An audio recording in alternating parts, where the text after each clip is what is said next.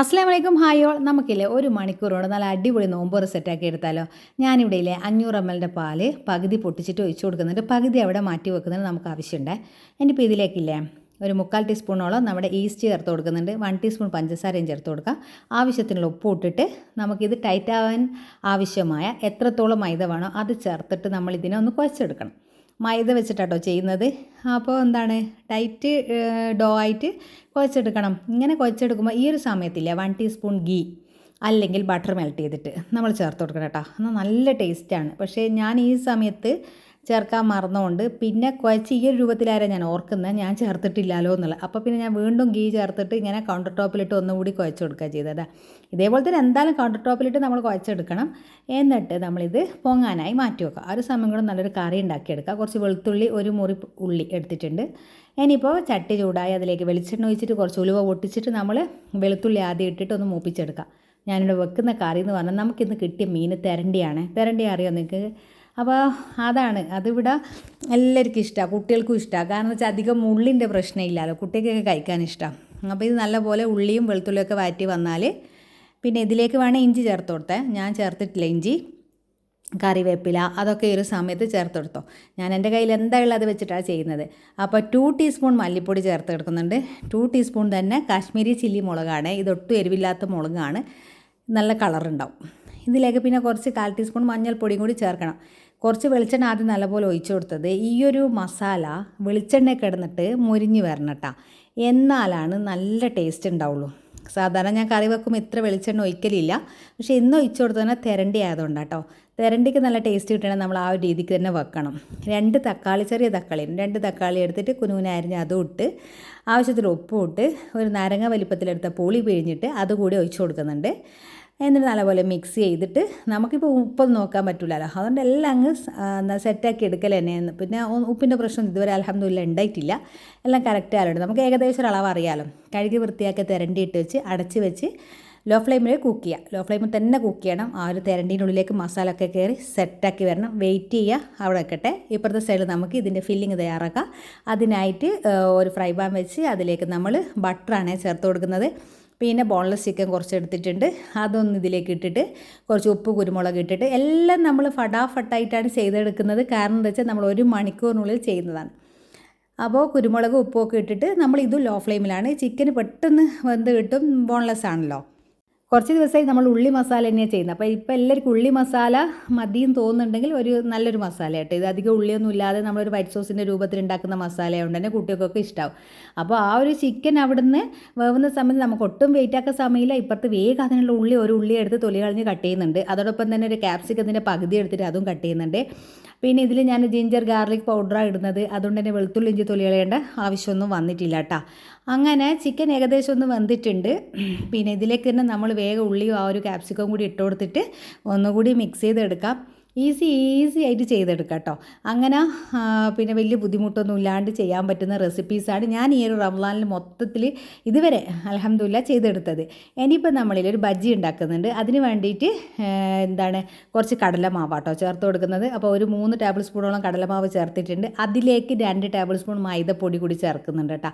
ഞാൻ ബജ്ജി എടുക്കുമ്പോൾ എപ്പോഴും ഈ ഒരു റേഷ്യോ ഉണ്ടാക്കുമ്പോൾ ഈ ഒരു റേഷ്യോ കേട്ടോ ചെയ്യൽ. എന്താ വെച്ചാൽ അധികം ഹാർഡാകില്ല, പക്ഷെ നല്ല ടേസ്റ്റും ആയിരിക്കും. അപ്പോൾ കുറച്ച് മഞ്ഞൾ, മുളക് പൊടി ചേർത്തിട്ടുണ്ട്.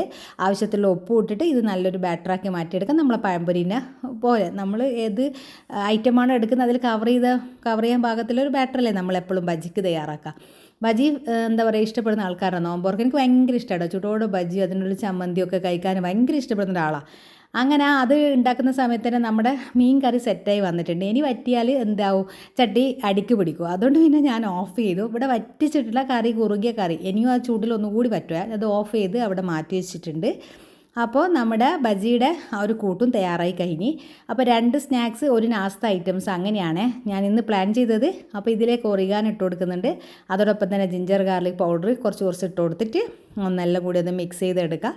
പിന്നെ നമ്മളില്ലേ നല്ലൊരു ഫ്ലേവറൊക്കെ കിട്ടാൻ കേട്ടോ ഒറിഗാനോ ചേർക്കുന്നത്. ഇതിൽ തന്നെ ഒരു 1 ടീസ്പൂൺ മൈദ അങ്ങ് ചേർത്ത് കൊടുത്തിട്ട് നമ്മളൊന്നും കൂടി മിക്സ് ചെയ്തതിന് ശേഷം നേരത്തെ മാറ്റി വെച്ച പാൽ ഇപ്പോഴാണ് ആവശ്യം വരുന്നത്, അത് നമുക്ക് കുറച്ചായിട്ട് ഒഴിച്ചു കൊടുക്കാം. നമുക്ക് ഈ ഒരു ഫില്ലിംഗ് ഇല്ല, എന്താണ് അധികം ലൂസായി പോകരുതേ, ഒത്ത ടൈറ്റിൽ കിട്ടണം. ഓവർ ലൂസായാൽ പിന്നെ നമുക്ക് പണി കിട്ടും, പരത്തിയെടുക്കുമ്പോൾ അതിലേക്ക് വെക്കാനുള്ളതാണല്ലോ. അപ്പോൾ നമുക്കൊരു ക്രീമി ടെക്സ്ചറിൽ കിട്ടുകയും വേണം, എന്നാൽ തിക്നെസ് ഉണ്ടാവുകയും വേണേ. അപ്പോൾ കുറച്ച് പാൽ ഒഴിച്ചു കൊടുക്കുക, നിങ്ങൾ എത്രത്തോളം ടൈറ്റാകുന്നതനുസരിച്ച്. ഞാൻ ഇവിടെ കുറച്ച് ഫ്രഷ് ക്രീമും കൂടി ചേർത്ത് കൊടുക്കുന്നുണ്ട് കേട്ടോ. റിച്ച് ആയിട്ടുള്ള ഒരു ഫില്ലിംഗ് ആട്ടോ ഇന്ന് വെക്കുന്നത്. അപ്പോൾ ഇതൊക്കെ വെക്കുമ്പോൾ ഒരു പ്രത്യേക ടേസ്റ്റാണ്. പ്രത്യേകിച്ച് എൻ്റെ മക്കൾക്ക് ഈ ഒരു സ്നാക്സ് ഐറ്റംസ് കഴിച്ചാൽ, എല്ലാവർക്കും അറിയായിരിക്കും മക്കളെ കാര്യമല്ലേ, സ്നാക്സ് ഐറ്റംസ് കഴിച്ചാൽ പിന്നെ അവരൊന്നും കഴിക്കില്ല. അതുകൊണ്ട് മാക്സിമം നല്ല രീതിയിൽ തന്നെ ഉണ്ടാക്കലുണ്ട് ഇപ്പോൾ സ്നാക്സ്. അങ്ങനെ ഇതിൽ ചീസും കൂടി ഇട്ട് കൊടുക്കുന്നുണ്ട്. അപ്പോൾ റിച്ച് ആയിട്ടുള്ളൊരു നല്ലൊരു ഫീലിംഗ് ആണ്. അപ്പോൾ ഇത് മാത്രം കഴിച്ച് പോകുന്ന കുട്ടികളാണെങ്കിൽ ഏകദേശം എല്ലാ കാര്യങ്ങളും അതിലേക്കായി. പിന്നെ ഫ്രൈ ചെയ്യണമെന്നില്ല കേട്ടോ, ഇത് നമുക്ക് ചപ്പാത്തിയുടെ കൂടെയോ അല്ലെങ്കിൽ കുബൂസിലോ ഒക്കെ ഫില്ലിങ് വെച്ചിട്ട് ഇതങ്ങ് കൊടുക്കാം. ഫ്രൈ ഐറ്റംസ് തന്നെ വേണമെന്നൊന്നും ഇല്ലല്ലോ, അത് ഞാൻ ലാസ്റ്റ് പറയാം. അപ്പോൾ ഇത് നല്ലപോലെ മിക്സ് ചെയ്തെടുത്ത് നല്ലൊരു അടിപൊളി ഫില്ലിങ്ങായി, നല്ലൊരു സ്മെല്ലുമാണ്. അപ്പോൾ നമ്മൾ ഉമ്മയില്ലേ ചിക്കൻ കഴിക്കൂലേ, അതുകൊണ്ട് ഉമ്മക്ക് ഇപ്പുറത്ത് ഞാൻ ബട്ടറിൽ കുറച്ച് വെജീസൊക്കെ ഒന്ന് സോട്ട് ചെയ്തിട്ട് അതിലേക്ക് ഇതേപോലെ തന്നെ ഫ്രഷ് ക്രീമും പിന്നെ വൈറ്റ് സോസാക്കി അതിലേക്ക് ഫ്രഷ് ക്രീമും കുറച്ച് ചീസൊക്കെ ഇട്ട് ഉമ്മാക്ക് നല്ല അടിപൊളിയായിട്ടുള്ളൊരു ഫില്ലിങ് വെജീസിൻ്റെ ഉമ്മാക്ക് സെറ്റാക്കി എടുത്തിട്ടുണ്ട് കേട്ടോ. അപ്പോൾ നമ്മളെ വീട്ടിലെല്ലാവരും ഒരേപോലെയാണല്ലോ, റമളാൻ ആയാൽ നമുക്ക് ആരെയും അങ്ങനെ മാറ്റി നിർത്താൻ പറ്റില്ല. എല്ലാവർക്കും ഒരേപോലെ ഒരേ സമയത്ത് ഫുഡ് നമുക്ക് ടേബിളിൽ എത്തണം. അതാണ് റമളാൻ്റെ ഒരു പ്രത്യേകത എന്ന് പറഞ്ഞാൽ. അത്യാവശ്യം പൊങ്ങി വന്നിട്ടുണ്ട്, കാരണം ഞാൻ എല്ലാം കൂടി പെട്ടെന്ന് ചെയ്യുന്നതാണല്ലോ.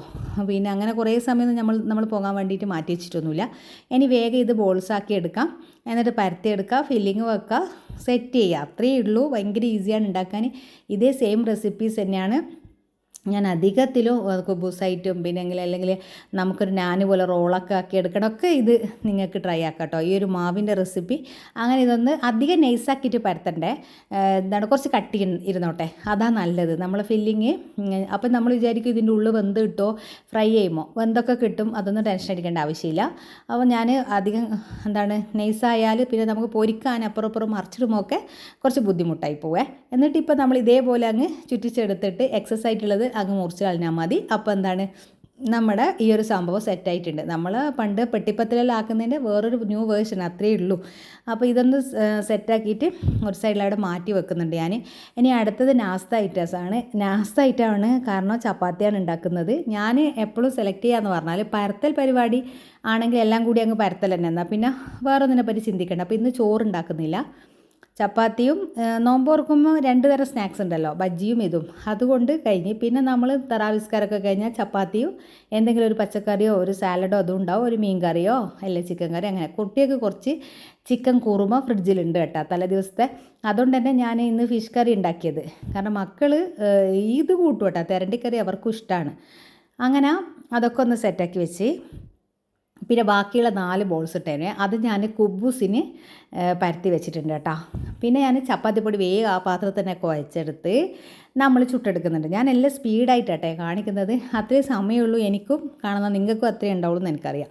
അപ്പോൾ ഇതൊന്ന് മറിച്ചിട്ട് വേഗം ചപ്പാത്തി ചുട്ടെടുക്കുന്നത്. സാധാരണ ഇതിലും നെയ്സ് ചപ്പാത്തി ഞാൻ ചുടൽ, എന്താണെന്നറിയില്ല ഇന്ന് അത്ര നെയ്സായി കിട്ടിയിട്ടില്ല, തിരക്കിനിടയിൽ ചുട്ടുകൊണ്ടിട്ടായിരിക്കും. ഇങ്ങനെ കുബൂസ് അടിപൊളിയാട്ടോ. ഇതേപോലെ നിങ്ങൾ കുബൂസ് ആക്കിയിട്ട് ഈ ഒരു ഫില്ലിംഗ് ഇല്ലേ ഞാൻ ഇപ്പോൾ ചെയ്ത ആ ഒരു ഫില്ലിങ് നമ്മൾ ഷവർമ പോലെ ഇതിനുള്ളിലേക്ക് ഫില്ല് ചെയ്താൽ നമുക്ക് എണ്ണ പൊരിക്കാതെ നല്ലൊരു സ്നാക്സാണ്. അങ്ങനെയും ഞാൻ ചെയ്തിട്ടുണ്ട്. പക്ഷേ ഇന്ന് ഞാൻ ഫ്രൈ ആക്കിയെന്നാണോ ചെയ്യുന്നത്, കാരണം ഇത് ചെയ്ത് 2 പ്രാവശ്യം. നമുക്ക് ഓരോ ദിവസം ഓരോ റെസിപ്പീസും ആണല്ലോ, അതുകൊണ്ടാണ്. പിന്നെ ഞാൻ കുറച്ച് കോവക്ക തോരൻ വെച്ചിട്ടുണ്ട്. ഉമ്മാക്കെല്ലാം ഷുഗറാണ്, അതുകൊണ്ട് എന്തായാലും നമുക്കൊരു പച്ചക്കറി മസ്റ്റാണ്. കാരണം ഇത് ഞാൻ ഉണ്ടാക്കുന്നതേ ഉള്ളൂ, എൻ്റെ ഉമ്മ കഴിക്കാനുള്ള വലിയ മടിയാണ്. കഷായം കുടിക്കുന്ന പോലെ എൻ്റെ ഉമ്മ പച്ചക്കറി കഴിക്കുക. പക്ഷേ ഞാൻ നിർബന്ധിച്ച് കൊടുക്കും, ഒരു ചപ്പാത്തി, കുറച്ച് തോരന്, കുറച്ച് മീൻകറി, അങ്ങനെ ഉമ്മക്ക് കൊടുക്കുകയുള്ളൂ. കാരണം ഫ്രൈ ഐറ്റംസ് എല്ലാം കുറേ കഴിക്കുന്നുണ്ട്, കുറേയൊന്നും കഴിക്കില്ല കേട്ടോ, ആ ഒന്നേ കഴിക്കുള്ളൂ. ഞാനിപ്പോൾ ഉമ്മാക്ക് 3 ഉണ്ടാക്കിയിട്ടുണ്ടെങ്കിൽ ഉമ്മക്ക് കഴിക്കാൻ പറ്റുള്ളൂ. എന്നാൽ പോലും എനിക്ക് ടെൻഷനാണ്. പിന്നെ ഫാസ്റ്റിംഗ് ആണ് പകൽ, എന്നാലും കുഴപ്പമില്ല. മാക്സിമം നമ്മൾ ഷുഗറെല്ലാം ഉണ്ടെങ്കിൽ വെജീസ് ഉൾപ്പെടുത്തിയേ പറ്റുള്ളൂ. നമ്മൾ റമളാനാകുമ്പോൾ പച്ചക്കറി വാങ്ങിക്കൂലല്ലോ, അത് മെയിനാണല്ലോ. എന്നോട് ഉമ്മ പറയും ഇനി മാത്രമേ ഇങ്ങനെ ഉള്ളൂ പച്ചക്കറി മുറിച്ചിടുന്ന റമളാൻ മാസത്തിൽ, ആരും ഉണ്ടാക്കുമൊന്നുമില്ല. ഞാൻ പറഞ്ഞാൽ ആരും ഉണ്ടാക്കുന്നില്ല, ഉണ്ടാക്കണ്ട, നമുക്ക് നിർബന്ധം, ഞാനും കഴിക്കും കുറച്ച് കേട്ടോ. അങ്ങനെ ബജീസ് മുറിച്ച് അതിൻ്റെ ഉള്ളിലുള്ള മുളകാ ബജീൻ്റെ അതിൻ്റെ ആ ഒരു അല്ലിയൊക്കെ ഞാൻ മാറ്റിയിട്ട്, ഇവിടുത്തെ കുട്ടിയൊക്കെ എരിവ് പ്രശ്നമായതുകൊണ്ട് നല്ല മാവിൽ മുക്കി പൊരിച്ചാൽ അടിപൊളിയാട്ടെ ബജി. പക്ഷേ ചൂടോടെ കഴിക്കണം. ഞാൻ ലാസ്റ്റ് നിമിഷമാണ് ഫ്രൈ നോക്കിയത്, അതിൻ്റെ ഇടയിൽ ഒരു ജ്യൂസ് ഒക്കെ സെറ്റാക്കി എടുത്തിനെ.